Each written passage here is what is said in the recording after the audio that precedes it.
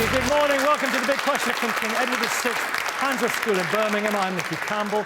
Well, it took more than a century of argument and struggle, but now British women have the right to be educated, the right to marry the man of their choosing, the right to own their own property, the right to borrow and to manage their own money, the right to vote, the right to work at whatever trade or profession they so choose. Women can be queens, prime ministers, they can win Nobel Prizes for science, Olympic medals for boxing. They can still not be a bishop, though, or a Catholic priest, or lead men in prayer in a mosque or an Orthodox synagogue.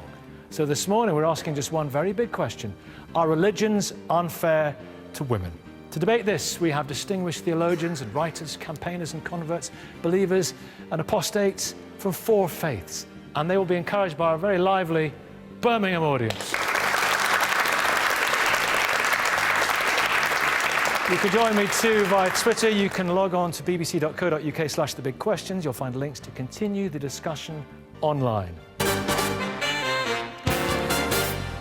Well, last month, the Dalai Lama said he would be pleased if his successor were to be female. Now we are 21st century, he said. Female have more potential, so should take more active role regarding promotion of human compassion.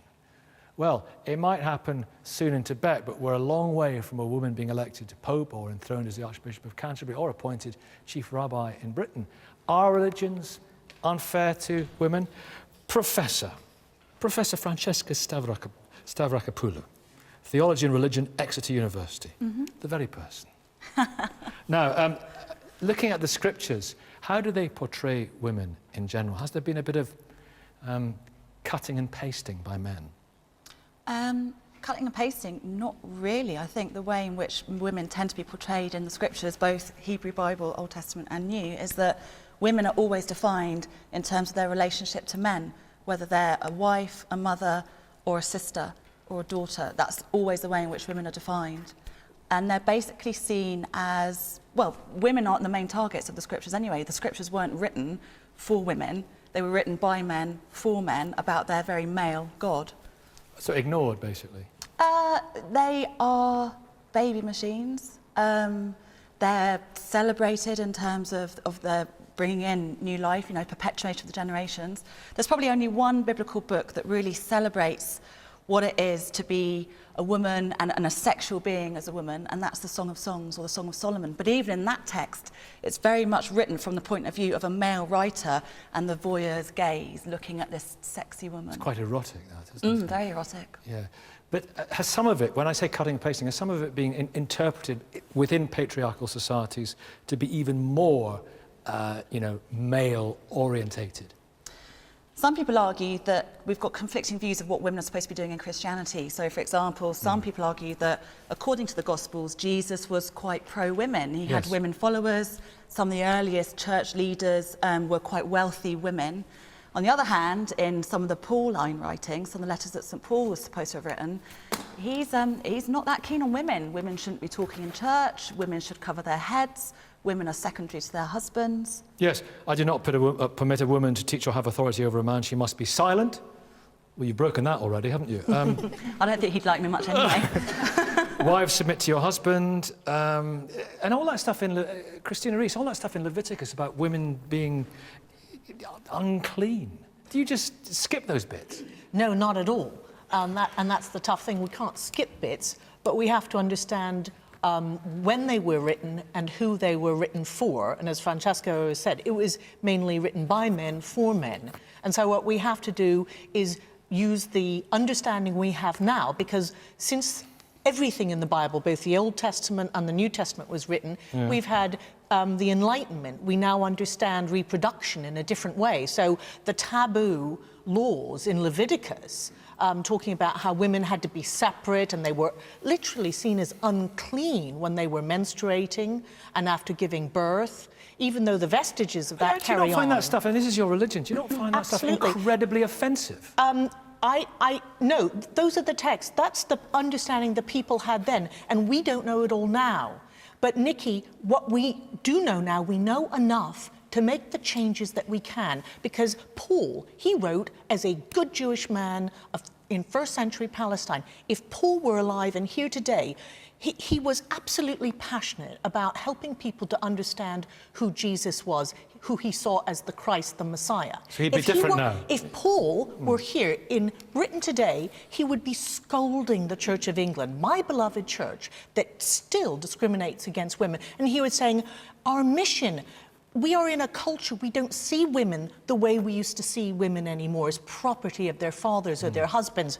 Go out, allow women to be bishops and in Do you think Paul would be everywhere. saying all that stuff now? I have to confess, I don't think he probably would. I think he was pretty much... There was no sense of two genders in the ancient world. Women were often seen, particularly in these ancient Jewish and ancient Christian societies, as a deviant form of a man.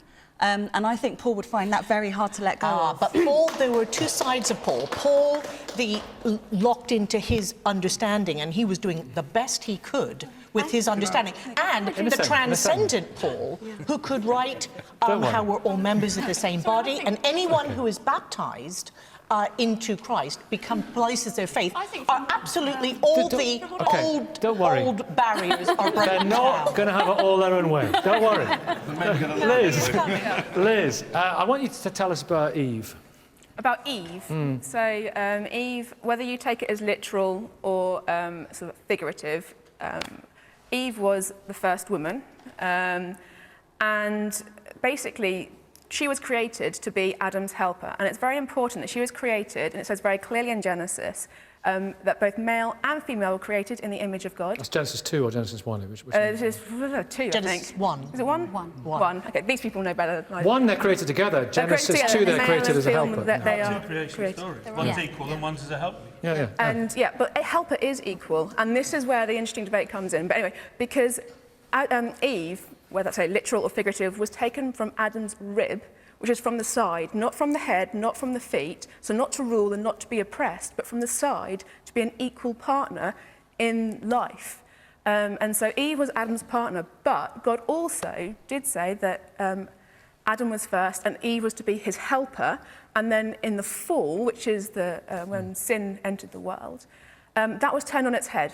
So it was meant to be God ruling people and people ruling creation, and in the fall you have the serpent tempting and leading Eve, the woman, astray, and then her leading her husband, Adam. It wasn't fault. Adam should have said no. Yeah. He could have said no. Yeah. He chose to follow Eve, and in so doing, he said, I know better than God.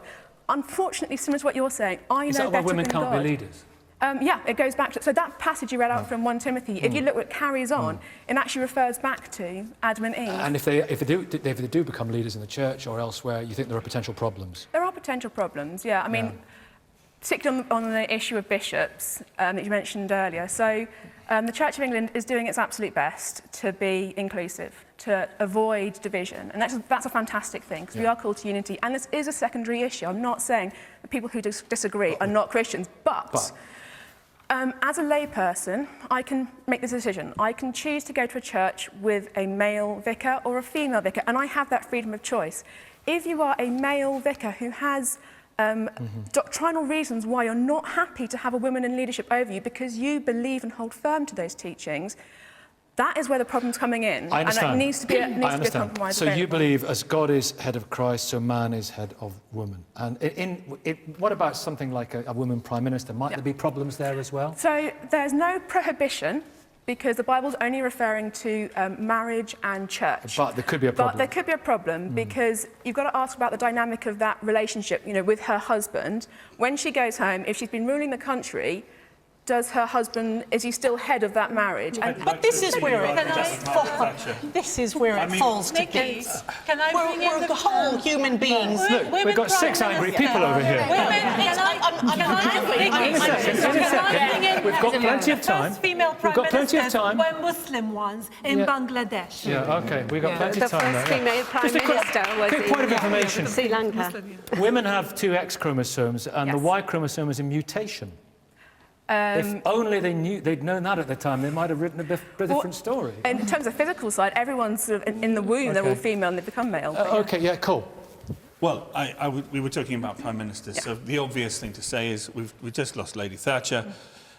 I'd love to have seen you argue with her that she wasn't supposed to be in a position of I leadership. didn't actually say that. I very clearly said that wasn't the case. No, but she said when Lady Thatcher got home, there might have been and problems I in said the marriage. there's no prohibition, there's absolutely no problem. I don't personally have any problem with women holding positions of responsibility, any level. I'm just saying it might potentially cause tensions. If it doesn't for her, then that's brilliant. But when she went to speak to the Church of Scotland, as somebody who'd been raised a Methodist, essentially you would have said, sorry, Prime Minister, you cannot address the Church of Scotland because you're a woman. I don't know about what happened at that meeting. What we're talking about is teaching the Word of God. Anything else... No, your interpretation of the word. Yeah, It's about church, and it's about church, and it's about marriage, and that's very clearly what the Bible's talking about. I have a question. Vicky.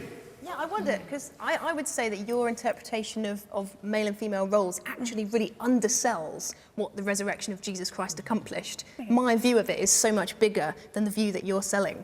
I am a real fan of the verse, and I want to ask you what your interpretation of this. Galatians 3:28 says, there is neither male nor female, Greek nor Jew, slave nor free. The resurrection of Jesus has done away with these old divisions. So for me, I would look at all of the divisions that you're putting up, and I would say, actually, if the resurrection isn't enough to cancel out those barriers, then what has it accomplished? It's a great verse you bring up.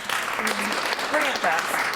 But it's not, you're twisting its meaning. So actually, that's what verse is talking about. Straightforward. There's no slave or free. It's talking about salvation. Can I just say, Liz, that's not the first time I've heard that phrase on this programme. You're twisting its meaning. So what that passage is talking about is our salvation. In Jesus' death and resurrection, every single person is equally saved. There is no difference in the amount that we're saved. But that doesn't mean that we're no longer different. Not enough? No, it's completely enough. How come we couldn't fix that delineation between Adam and Eve? Because that was the fall, wasn't it? So prior to that... So before is there headship fall, in heaven? Do males in heaven then remain... You know, I don't know. Because on your very interesting question, I don't know the answer to. Nikki, headship is a concept that doesn't even appear in the Bible. There is no word headship in the Bible at all. You can look, it's not there. It's an accretion that is put on by Paul using the word head. Biblical expert beside you. Head, phale. Francesca. And it has ambiguous meanings. We don't know what it meant. Paul was trying to have order, and his understanding, and he even said himself that there are some things that he appeals to nature about, like men having short hair and women having long hair and things like that. And he always finished those passages by saying, nevertheless, I say to you, in Christ, you are both under Christ. Very quickly, Francesca Stavrakopoulou, headship in the Bible. Not in that term, no, but what it's doing is drawing on the idea that in the Old Testament, idolatrous, rebellious Israelites were the adulterous wife of God. In the New Testament writers, particularly Paul, are drawing on that Old Testament image, if you like, and transferring to say that the church is the wife of God. But because it's the wife of God, it has to be obedient. It's all about obedience. Well, like St. Tertullian and St. Augustine and St. Thomas Aquinas all said after Eve that women were in some way defective. So those writers. 1 second. I want to bring the rabbi in. I'm feeling You've been out of this. Good morning. Good morning. First of all, can I ask you something? But we're going further. Jewish. You're shaking my hand, but you wouldn't shake our female researcher's hand this morning. Why not? That's correct. Why not? That's correct. Why not? Because Judaism sees we don't have a problem with separate roles. There's such a thing called collaborative. And I'm afraid the debate so far she put her hand out to shake your hand, and you wouldn't shake her hand. And I said that that's not something I do. Why not? Because I don't touch those things that don't belong to me. That doesn't belong to you. This is something that... This is something which I've been taught from a very young age. Do I belong to you? I respect a woman, and as such, I won't touch her But you don't respect flesh to flesh. If you just touched Nikki, so you're saying you don't respect I don't have an issue of that. You might, going on the previous debate, you might have a problem with that, but we don't. I don't have a problem shaking a man's hand. But you have shaking a problem a woman's hand, it could be misconstrued, and by many misconstrued. Who's doing the interviewing here? Well, it's a discussion programme. It would be taken. It could be taken as an affront. So that's my. Well, she might take it as an affront that you didn't want to shake her hand. Well, I said that's my sensitivity, right, and that's the way. Is it because she might be menstruating? Business. Nothing to do with Nothing that. to do with that. I think as well, a lot of the time when it, I'll be back with you in a minute. for example, in other faiths, like in Islam, the shaking of the hand is, it's more to do with like steps, right? So if you shook a woman's hand or a male's hand or vice versa, that's one step. So in Islam, it's about prevention. So it's not shaking the hand, it's like they have different rules. So, for example, you shouldn't necessarily, if you don't have a lawful particular reason to be alone in a room with a man, or you shouldn't embrace men. So these are all different steps to prevent things from happening. Come to that. We'll come to Islam shortly. I want to ask you, sir, about the prayer, Rabbi. Tell us about this prayer that Orthodox Jewish men say every morning. Blessed be God, King of the universe, that thou hast not made me a woman. Okay. Judaism presents a view of creation, Adam and Eve. I'm just going back to that for a minute as a preamble to help answer your question. Right. When Adam was created, so was Eve, and according to many traditions, they were actually joined back to back. They were then separated. So the clear Jewish traditional view of the roles of men and women are as absolute equals and as collaborative equals, because when a man and a woman come together, then they become a whole. And that's the whole pattern that's created in Jewish law and Jewish thought. So a man says, I'm happy, I've been created the way I am as a man, even though as a man it has its downsides, inverted commas. A woman says, I'm happy I'm being created as a woman. And, you know, to try and give a Hebrew Bible, to use Christian nomenclature, the Old Testament view of women as being the underdogs, there were women prophetesses, there were the matriarchs. I mean, the woman's role is as much as why men, then? Why then? This is important. This is important. Why then?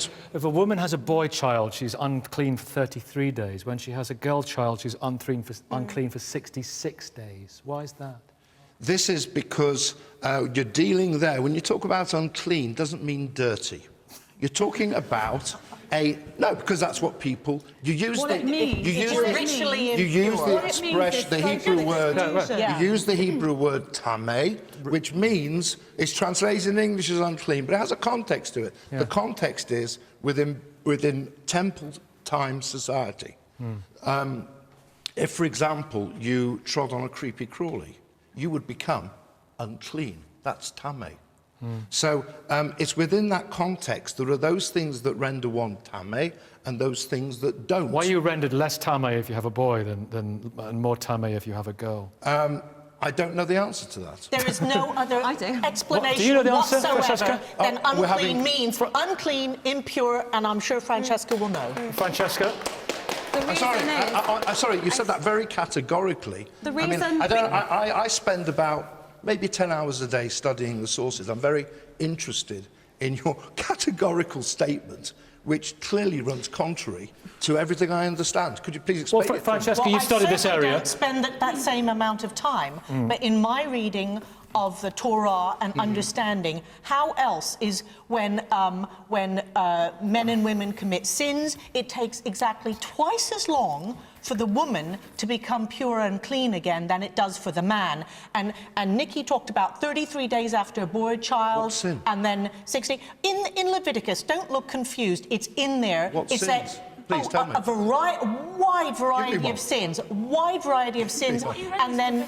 What about the double standards on blood that you've spoken about, Francesca? The double standard on blood. What do you mean by that? There's a double standard on blood regulations in Torah, and it's based on male and female. So when a woman gives birth to a male child, that male child is circumcised on the 8th day.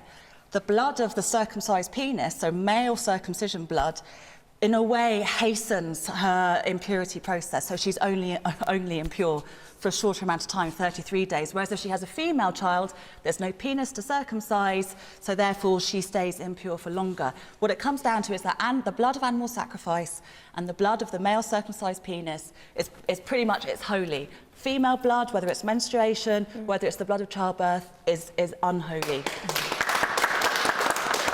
Can I say it again? I mean, that is a very particular construction placed on verses which are taken out of context. It's not out of context. And let me give you a very clear and easy understanding of that. A difficult understanding would be fine. I'm sure I can cope with that. Just... Nowadays, the restrictions which applied to temple sacrifice don't apply anymore, but circumcision does. So to try and draw a comparison between the blood of circumcision, which we don't make a great big deal out of, But you make a deal of Passover, you make a deal of the female role in Passover, it's the same thing. Again, it's picking and choosing, I'm afraid. No, it's not. Nowadays, there is no blood involved in sacrifice. It's not there anymore. So the comparison between circumcision and between the laws and women being socially displaced while they're menstruating is still an important part of Judaism. What's that called again? There's a name for that, isn't there? It's niddah. Why are women? Do they have to be removed when they're menstruating? No. I wish I could be removed while I was menstruating. In fact, Vicky, I have to tell you something, if you don't mind me saying, something about Samaritan women whom I met. They came over to do a singing concert, Samaritan men and women, in London, and it was quite amazing. They have this 3,000-year-old singing tradition, and when they start to sing, your mind's blown away. It's incredible. So I was very interested to hear about their traditions, and they have very, very, very low divorce rates, because I was interested, what does this impurity mean, this ritual impurity? I had my mind open to the fact that it might mean something helpful, hopefully, and then what they said was, the women were saying it's so fantastic. When we're menstruating, we've got a special little flat. We stay there, we read, we pray. The husbands do all the work, look after the children, do everything. I'm like, I like this view of I'm clean. I'm going to ring a bell this time next month. So I'm just going to stay out of the way of everyone else and have a better life. Kate, as an avowed atheist, what do you make of all this? Well, I'm appalled, Nikki. I'm genuinely appalled and horrified. I've got... Which bit? I've got the whole... Everything, Nikki, everything. We've got this whole pile of people arguing, bickering, frankly, about what various verses in various books mean. I can't help thinking these deities you're so enthusiastic about should have written a bit more clearly. And in the meanwhile, if we look at the real world, there are thousands of women, millions of women all around the world who, as a result of religion, are being denied the right to vote, being denied the right to drive, being denied the right to leave the house and get the job that they want. Young girls having their clitorises removed unsafely, unsanitary conditions, women being killed, women having their lives ruined, and we're sat here bickering about what verses mean. The reality is, religion, just look at the real world. Religion is incredibly damaging to women. I have to say, as a man, I'll go so far with you, Kate, but not the whole way. Religion is not doing that to women. Men are. Yes, they are. But let's see that in the context. Well, whether you think it's fictional or not, and I don't, let's look at it in the broadest context. It's men using religion to oppress women. This has been happening throughout human history, but we have to put it in that context and not say that only religion is doing this. But this is why it's so appalling. It makes me feel... I mean, I do feel quite upset when I was listening to you talk, because we already have enough men trying to keep women down in this world, and yet you're supporting this. How can you do that? Because the Bible is very clear. We had some hands up. Before we move on to talk to our Muslim guest, looking forward to talk to you again, a couple of hands went up. Yes, you wanted to say something. Quick points, please. Yes, I think the lady needs to understand that it's not the fault of the religion. As the gentleman said, it's the fault of those interpreting the religion. So a clear distinction needs to be made, and I think you really need to understand that. So it's the culture, not the religion. Yes, gentleman back there. Good morning. You got to look at Islam now. Who was the first person who accepted Islam was a woman. That's what I was going to say. Khadija, peace be upon her, she was the first woman. One of the biggest scholars of Islam was, again, a woman. We're coming to that right now. You've given us a superb cue to talk about that. The first person who adapted religion in Islam was a woman. Yeah, we're going to talk about that right now. Catholicism, the greatest woman in creation is Mary, and also we did a lot of the greatest woman in creation is what? Is Mary. I was going to hang on. Wait. I was going to talk about Islam now, but we just had this. The greatest woman in creation was Mary, and you've given us a little diversion. What do you mean? Well. If you think of human beings, what are we aiming for? What is a human person? What is the greatest thing a human person can be? Mary. Is it a virgin and a mother? The greatest thing a human person can be, that's a big question to ask, but it's, the Catholic Church would say, in profound communion with God, and therefore in profound communion with each other, and in profound communion with creation, and releasing and living all their talents for love. Now, the Virgin Mary is the greatest woman in creation because she listened to God, she was received pure. her. She was pious. she was obedient totally to receiving the gift that she was given. And when we respond to the giftedness that God gives us, we grow as people. So it is about human flourishing. And when we were mentioning, can I just say one thing? It's about obedience. There's It's about a woman being obedient to a male God and being obedient to her male Can I just say something really clear? Because you did quite Okay, Sarah, you finished. Sarah finished. You did some nice cutting and pasting before, and I wanted to add to your quote about, you said women must submit to their husbands, but straight after it said, husbands must submit to their wives in Christ. So there's a bigger picture. And no, that's not at all what it means. Why do I know that? Because when a husband submits to his wife, he has to behave, as it says in the Bible, as Christ behaved towards the church, laying down his life. There's a beautiful word to describe what Christ did, and it's the inspiration for all men. And it is kenosis, which means complete self-emptying. I'd like to see some more of that. I live with 3 priests, actually, so I have a very interesting experience, a personal experience of what it's like. It does almost, and maybe I'll get a contract for it, but I'd quite enjoy it. But the fact is, I live with men who consciously do try to purify their hearts, their minds, their thoughts, and I feel extremely celebrated as a woman when I'm living with men who are undergoing a spiritual path, and I do not feel oppressed or pushed down. I feel celebrated and lifted up. But Mary is the ultimate in human creation. She is the ultimate in human creation because she's totally open to God. Okay. Well, that's... Actually, Vicky, we've not heard from Vicky. Well, I think I would say, just to step back one point, when you talk about kenosis, I mean, I totally agree, it's a great point, but it feels like when we interpret the Bible, we have to actually go so deep in explaining it. And on a superficial, surface reading of the Bible, I can understand why people think it's patriarchal. And yet I love the Bible. My theology is probably very similar. Do you aspire to be like Mary? I do, but I think when I get to heaven, I will be saying to God, why did you not explain things more clearly? And I think it's important that we can be honest about the Bible. I respect it, I honour it, but I think it's a very difficult book. And I think some folks to actually go, no, it's black and white, it's very clear, you know, it's not anti-women. It looks anti-women, let's be honest. But if you look at it deeper, if you put it in context... I think you're making a really important point there, because before Christianity came along, it was in a particular society. The Greeks were still struggling to work out whether women were human. But Mary is the were they? And Christianity said, you're equal, you're dignified. Which is great, but if you don't want to be... It's really great, Nikki. It's really great. It's really great, Nikki. I'll shake your hand. It's great. But listen, if a woman does not want to submit in that way and be pure and be virginal, is she a failure if she doesn't want to be like Mary? Oh, absolutely not. You made a beautiful point about the Song of Songs being beautifully erotic. All I will say, there's one beautiful thing I've got to say, is that you said so many beautiful things so far. Thank you, Nikki. I love you. The beautiful thing about the Song of Songs is that reality is revealed as marital, spousal, whether you're single, married, you are living a spousal reality. It's a very deep thing, your sexuality. What is your sexuality? What is your femininity? What is your masculinity? It's spousal and it's deep, and it's worth thinking about, isn't it? What I would have Christina, to say very is quickly, that before we'll be with you in just one second. in the Christina. Christian tradition, I mean, that sounds very good, but in the Christian tradition, as Cole has said, it's men in power using the religious institution to determine what's normal and what goes. And throughout our Christian tradition, very sadly, the cutting-edge theologians of their day saw women's sexuality not as something beautiful and to be celebrated. They were terrified Thomas of it. Aquinas and others, they were terrified, and they were terrified. I mean, Tertullian Is this the legacy of Eve? called women a devil's gateway, and women were sewers built over.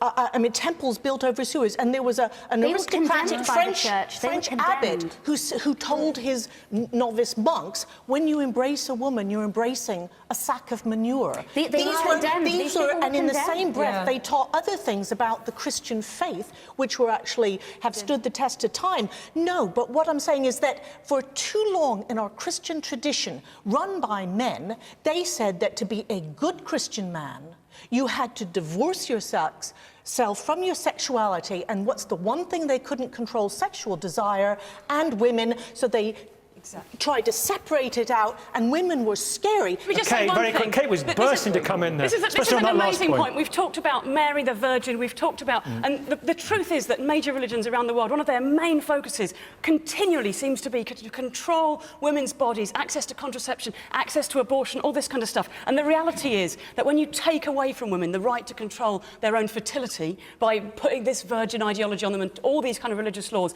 you take away their opportunity to escape poverty, to get an education, to have control over their own lives. That single cause, led by major religions, is the one main thing that is preventing women from leading better lives and in developing and escaping poverty and all those things. Now, Alison, good morning. Good morning. As an ex-Muslim, there were things in the Quran that you were very uncomfortable with when it came to women. What particular things are you talking about?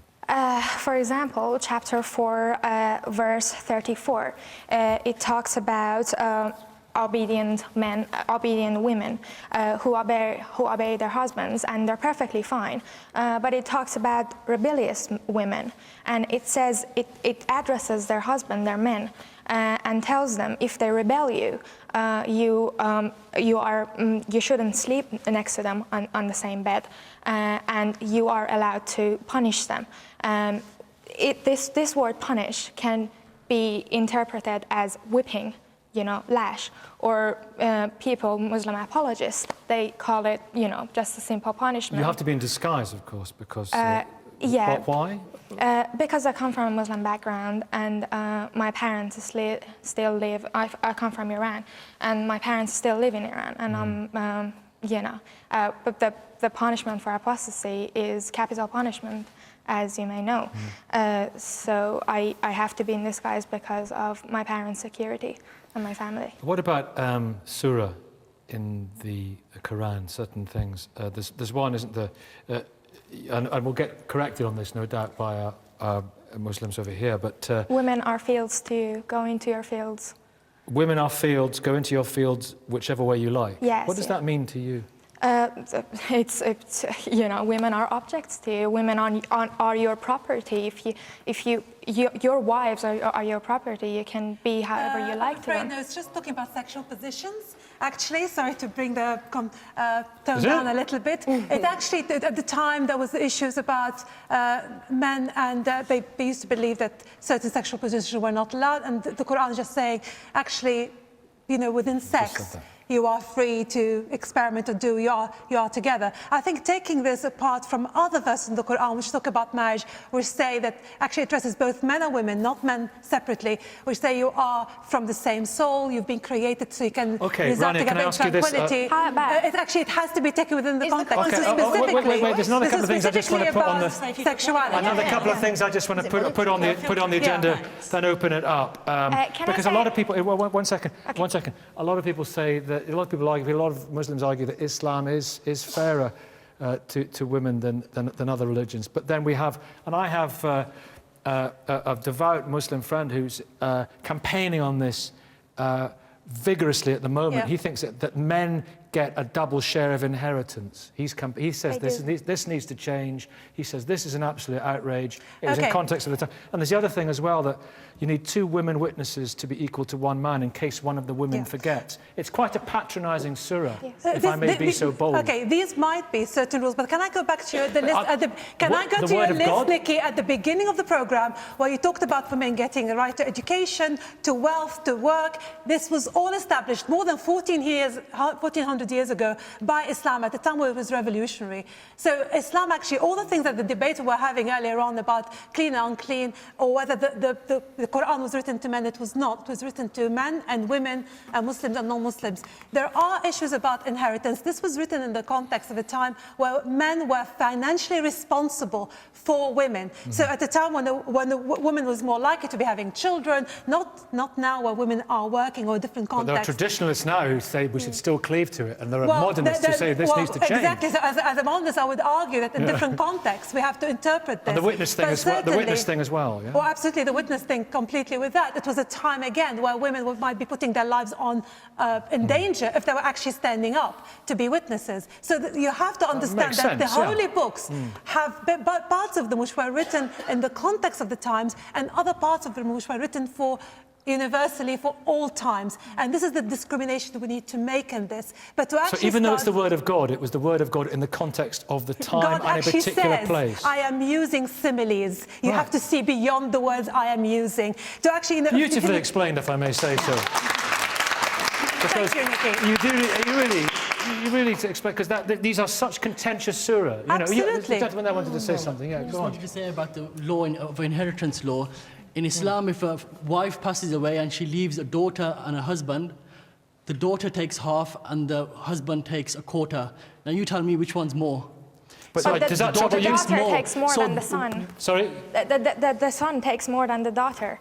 So in this circumstance, and also his sister. The daughter has taken more than the father. The daughter has taken more than the father in this circumstance. You claim that this book is written for all the time and it can be used. And also, there are people, you know, the Islamic government of Iran, Saudi Arabia, and many, many more governments who use this same book and have different interpretations of it, have more conservative But they have their interpretations, not just with the book. The interpretation is because they wish to put a group of people down within their countries, not just women. So they've been doing it, and actually, it goes beyond Islam. Women have been put down, oppressed, denied rights in many different contexts, and men will use whatever comes to hand. So the interpretation of this might be, in some ways, to actually put women down.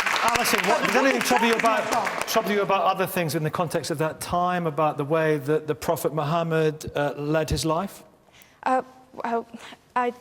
Could you repeat the question? I don't. The way that Muhammad led his life, anything about that troubles you? I think it's completely misogynistic that, you know, he was, it was at the time, and at that time, you know, there's also a verse in that what says... way was it misogynistic?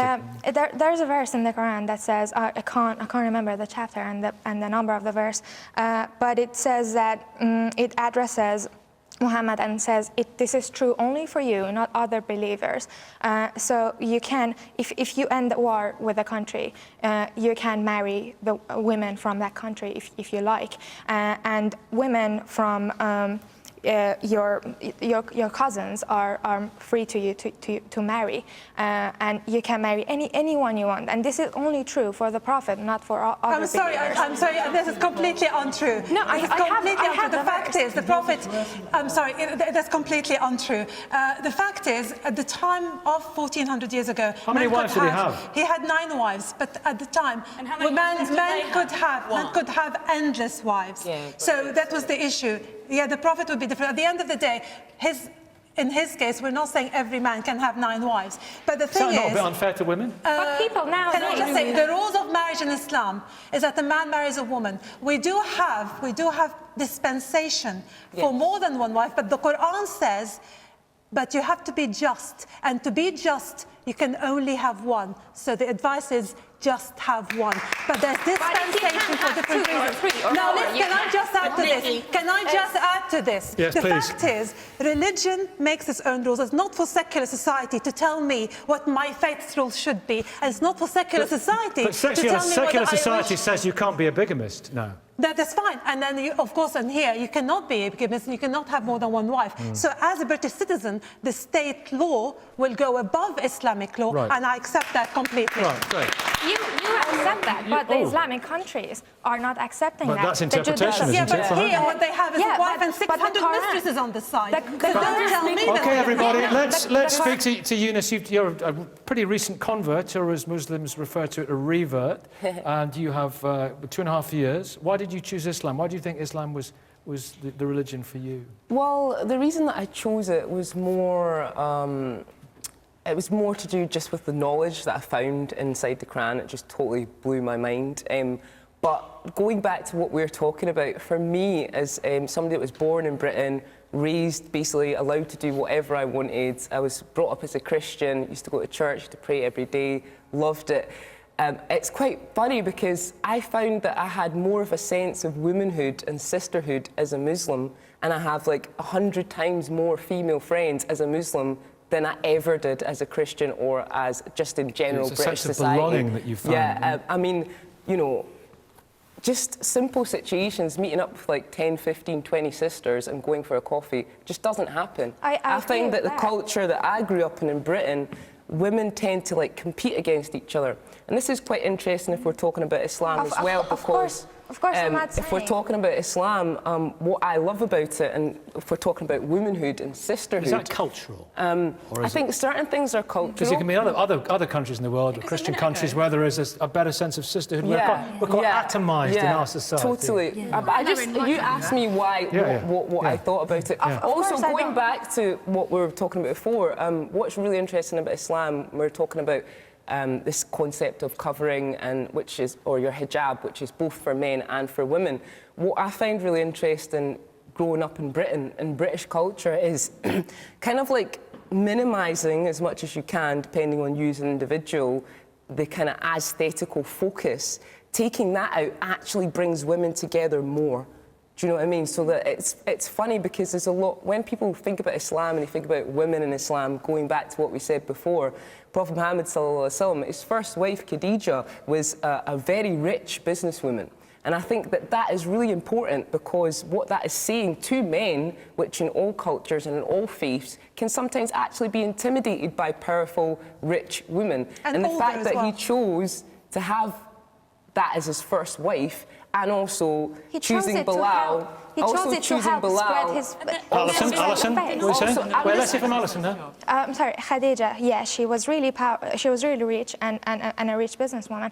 But part of the marriage was that he could use her money, and she was fine with it. I'm not saying she was against it. He could use her money to spread the word. And also, of course I'm not saying Islam is all bad. Choosing Bilal then to recite the prayer call and what that did for slavery, I think you're missing the point. Like, I'm not saying that, like, what you're basically saying is that he almost chose Khadija only because she had, like, you know, no, so but he could spread that was part of the reason. What I'm trying to say that is, in our culture, there can be this kind of like thing where if you're a woman and you're really strong and you've got this major job, maybe you're prime minister, points that we made earlier in the conversation, certain people, certain men might not like their wife to be in that situation. And what I'm saying about Islam is the fact that he's done that, you know, it does send a very powerful message.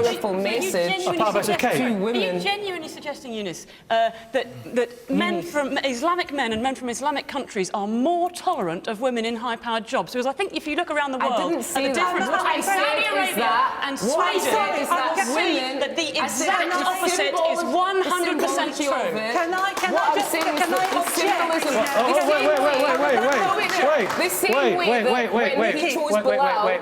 object? Please, everyone. In order to just change gear, we're going to go to the audience. What would you like to say? Good morning. Good morning. How are you this morning? I'm fine, thank you. I just wanted to say that before you were saying that a man might get intimidated by a powerful woman if that is the position that they're in. Surely that's the man's problem, and he needs to get over that 100%. intimidation. And the lady over here, if we can... There it comes, Laura's getting the microphone over. Morning. I think people find it a lot easier to put the blame on men and say that men use the scripture or use religion to control women, and fail to realise that in a lot of cases women are reluctant to review scripture and review the situation for themselves and bring up the debates that need to be taken up so that people can actually look at what the true religion says and where culture has affected religion in a negative way. Yeah. Very good point. Very quickly, if you could, because I want to speak to A lot of comments from the different faiths. There's a thread and a theme that underlines this, and that when faiths have to be observed through religious institutions by and large, and those are by and large run by men, and with this control and power. I'm coming to a word called patriarchy, which I hear in most of the comments have been said. It's putting the interests of men over the interests of women. And a lot of the things we're talking about, it does affect men, but it also affects women. We're going to come to that. And the reason we're going to come to it in just a minute, because I want to address the issue of the fascinating issue of Hinduism. Bharti, hi. And of course, you had thousands of years ago, not just gods, and God is very much and very often and very frequently portrayed, whether it be in people's minds or whether it be generally as a man. You had goddesses. Yes. You have goddesses. Yes. Is that because it predates a kind of the nomadic desert, necessarily, arguably, patriarchal society, the patriarchy? Is that because it was a different sort of society in which it flourished, in which it blossomed? Yeah, well, the Vedic traditions originate in India, and Hinduism in particular sees God as female. So there are traditions which have God as male, and then there are traditions that have God as female. So I've been listening to this Abrahamic debate and wondering, when do the Vedic traditions come in? Yeah. Because for us, it's a different perspective. It's not a male God and edicts and the church. It's a female God. And rishis and sages who write in the scriptures. So we are following scriptures which were also written by female. And one of the things Why is that? It must have grown up in a different type of society from the desert societies that gave rise to the Bible and the Quran. Yes, it's a Vedic tradition, and it was born within India itself. The Abrahamic traditions, though, just as a little footnote, I mean, did have goddesses as well before they were. But we still worship God as female. Yeah. And it is a living tradition currently. One of the things that I would point out is sometimes what happens in faith is different from what happens in culture. Indeed so. So even within Hinduism, we have women who have to fight to become priests. Interestingly, there are more women priests in India and being ordained in India than in Britain, where a lady has been waiting for 2.5 years even to get a hearing to join the Hindu Priests Association. Yeah. So I think we need to also put that in context, and it doesn't surprise me at all, the statement the Dalai Lama made, because he is also part of the Vedic traditions, and women are more accepted. Women have that opportunity. I myself work at national and international levels in fields where traditionally perhaps only men would sit. So I sit on the European Council of Religious Leaders. Seen as more equal, not just seen as a sort of a vessel to have children, as a creature in creation. As equal. Or am I winding you up, Sarah? Oh, just a bit, but I'm sure you'll let me speak after this lovely lady. Yeah. Have you finished? She wants to say something. Yes, please. Thank you very much, Barty.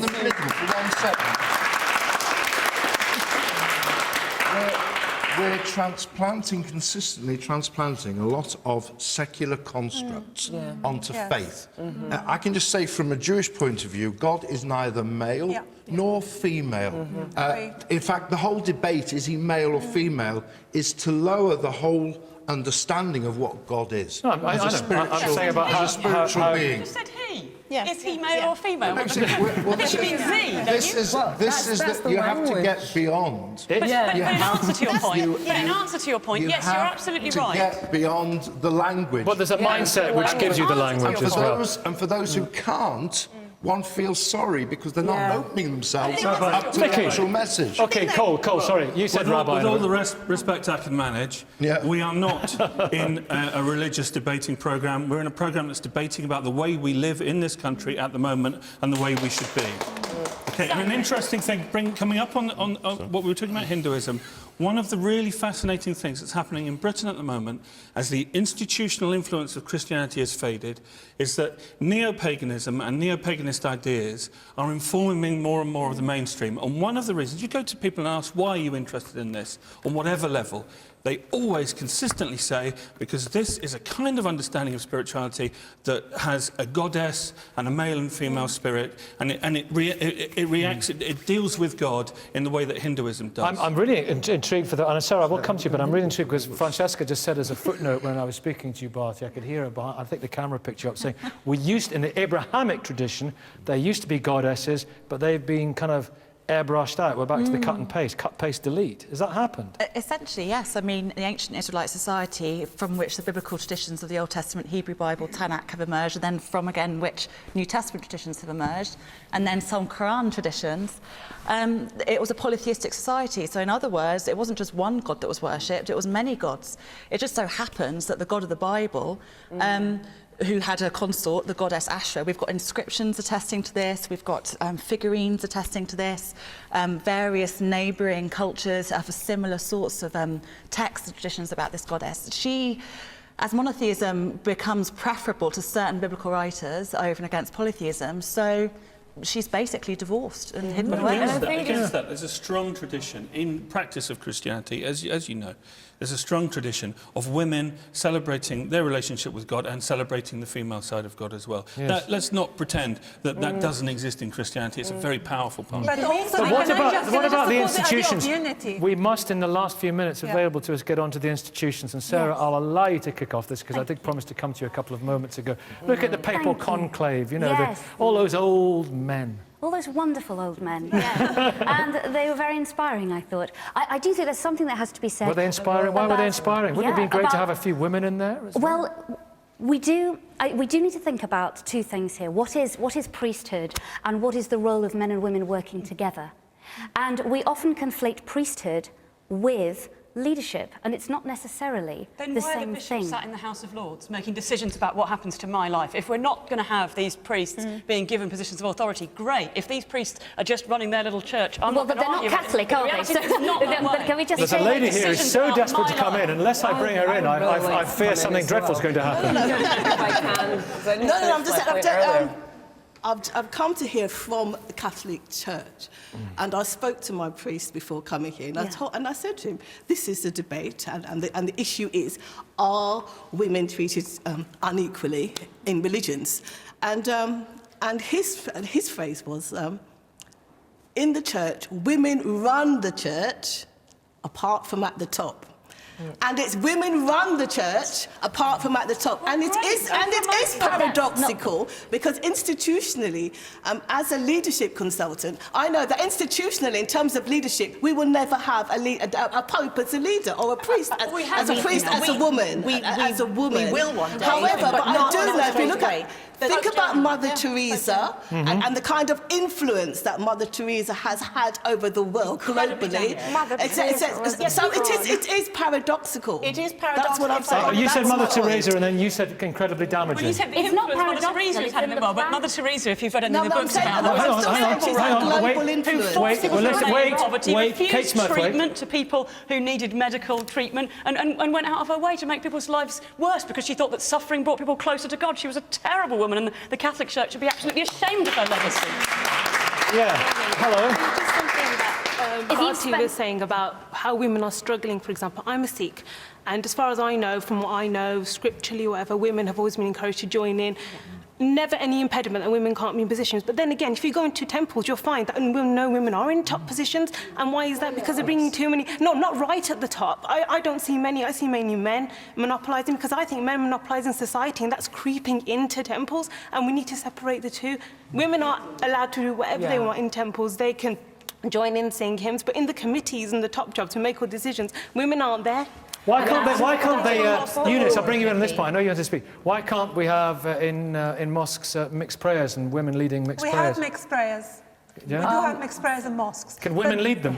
The reason why women do not lead prayers is because our prayer as a Muslim prayer is very physical. And if you ever watch a Muslim prayer, we have to prostrate and put your bum up in the air. So I think the idea, but the thing is, if you take apart the role of a religious leader and put prayer aside, women in Islam can be and are religious leaders. They can teach about the faith. Are women allowed to watch men praying? Well, preferably, well, they can if they want, but they preferably not, because it's physical. The idea is you avert your eyes when something quite physical is there. But when you come to religious leadership, there is no impediment in Islam for women to be religious leaders. And the Prophet said, take 2/3 of your faith from Aisha, who was 18 at the time. And women can be religious leaders and are religious. Well, if they're not religious leaders, because men, maybe because I promise to come back to Eunice. Eunice, wait, Eunice. I promise to come back. Just because, you know... it's getting quite lively, I'd isn't just it? like to say, personally, my experience of Islam is completely... I don't know. I think there's a couple of different things going on here, and I think it's really important to differentiate between the different religions and to understand what different religions think and how they treat people. In my experience of Islam, nearly all the people I come into contact with, all the people that have taught me anything are female. Most of the events I go, 99.9% of the events and things that I attend are mixed. They're never like just women or just men. You're in a very, very privileged position. In Yes, that I you're don't living in think the so. Western I world. don't You're living in think Great so. Britain. Listen, and your please visit to me. Listen to me. Very quickly, I need to There's a finish. difference between culture. Kate, There's be a quiet. difference between culture. One at a time, There's children. a difference between culture, right, and what is written in the Quran. Now, if you see a certain practice, for example, people, maybe Muslim people or whatever, is they don't want women to lead, that's fine. That's them. That's not the faith. Do you see what I'm saying? And that point was made earlier, and this is what I'm saying to you. You need to understand the faith and study the different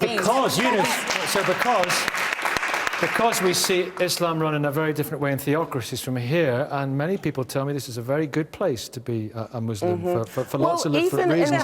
Maybe the law needs to step in, and maybe the law needs to be exercised. Do you think the law needs to push I need to move it on with this point. Can I just say one more thing? Even in Africa, for example, where I come from, Nigeria, it's completely normal to have like a church there and a mosque there, and it's completely normal to have both marrying each other. Whereas in Britain, that's not the case. So what you tend to find is the culture of the country that you're in will impact There's plenty of cross-cultural marriages here. But listen, Cole Morton, does the law need to nudge religions towards positions of equality? The law was defined for a very long time in this country by Christianity, church, crown and state working together. That nexus is fading, is dismantling, and what the law and the state needs to do is work out a way of mediating between the many different faiths and belief systems that we now have in this country. And so the law and the state need to find a way to make it possible for us all to live respectfully in a land in which the rabbi will not shake the hand of a woman. You know, because actually the majority of people in society will be appalled by that, but we'd also be appalled by an attack on the rabbi's faith. So how do we mediate that? And one of the things that the rabbi's faith in us does protect us from, because when you read secular feminist books, what's so interesting about what they're crying out for is respect. And I think that we're asking, where is women's spirituality and femininity most going to flourish? Is it in the new brutalism of the new secularism? I agree with Cole that we need to find an environment in which things are being respected. I think women are feeling their transcendence and their dignity Francesca, the new brutalism of the new secularism. I have no idea what's brutal about secularism. About Can you explain? equality. If you read Natasha Walter's rather interesting book called Living Dolls, she cites some fantastic evidence about how young women today are feeling more objectified, more demanded to have sex. So a few years ago, that is not patriarchy. Christina Rees. That is the over-sexualization of children and of women as objects. Christina Rees. That is taking part in a culture and society that privileges the man over the woman, so that women are still sex objects and girls. But women are sex objects. But also women are being told to rejoice in hardcore pornography. No, we didn't hear a word of that, because now we can. I do apologise. Now we can. I think that women are even being misled into celebrating themselves as, say, the protagonists of hardcore pornography, and they're finding themselves disillusioned with that because it's not bringing them the depth and the freedom and the spirituality they really want. So true respect is within the church. Not just within the church, within the wisdom that spirituality, when it's really allowed to flourish, with and in dialogue with non-religious Cole Morton. Respectful dialogue. Simple point. I've been writing a lot about sexualisation of children lately, something that deeply concerns me as a father, among other things. And what I see when I read the research about the sexualisation of children is that this is happening in every kind of home. Okay, it's happening in Muslim homes, in Hindu homes, Sikh homes, Christian homes, and in homes where people are not quite sure what they believe. It's a problem about our society and about our culture, and religion is failing to say anything about it whatsoever. It's colluding and condoning a view of women as primarily having value through our bodies, our sexuality, our availability to men, and instead of standing up... That's what contraception does to women, not religion. Contraception makes women available to men all the time. That's what makes women objects. From Christianity and Sikhism and other things that teach equality, then it fails. Thank you all very much indeed. The debate will continue, I know it will, on Twitter and online and here next week. We're not on because it's Pentecost. We'll be back from Edinburgh on May the 12th. From now, thank you for watching. Goodbye from everyone in Birmingham.